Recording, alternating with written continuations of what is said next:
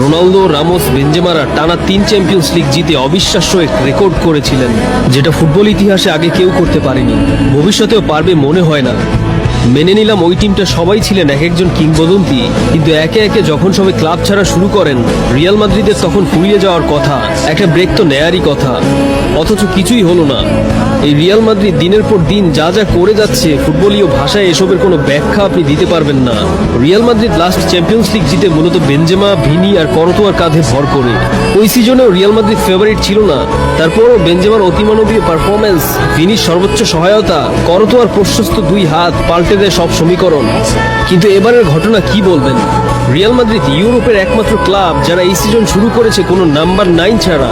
এরপর ইনজুরিতে পড়েন দলের মূল স্তম্ভ করতোয়া, একে একে মাঠের বাইরে চলে গেলেন মিলিটাও, আলবারা। তারপর এত কিছু কিভাবে ম্যানেজ করলো রিয়াল মাদ্রিদ? এই প্রশ্নের উত্তর দিয়ে গেছেন রিয়াল মাদ্রিদ সৃষ্টির মূল কারিগর সান্তিয়াগো বার্নাব্যু নিজেই।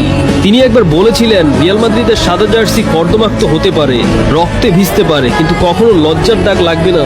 ঐতিহ্য আর হেরিটেজের সুতোয় বোনা এই সাদা জার্সিটাই সম্ভবত রিয়াল মাদ্রিদের প্রাণ শক্তির উৎস। কয়েকদিন আগে ডন আঞ্চলিত্তি বলেছিলেন একই কথা, রিয়াল মাদ্রিদ ফুটবলে যা যা করছে, পৃথিবীতে এমন ঘটনা হয়তো আর রিপিট নাও হতে পারে। এমন সুন্দর ফুটবল, এমন আশ্চর্যজনক ম্যাচ জয়, এমন সব কামব্যাকের গল্প আপনি হয়তো আর নাও দেখতে পারেন। তাই আপনি যে দলের সমর্থকই হন না কেন, সবকিছু একপাশে রেখে বরং এই রিয়াল মাদ্রিদকে উপভোগ করুন।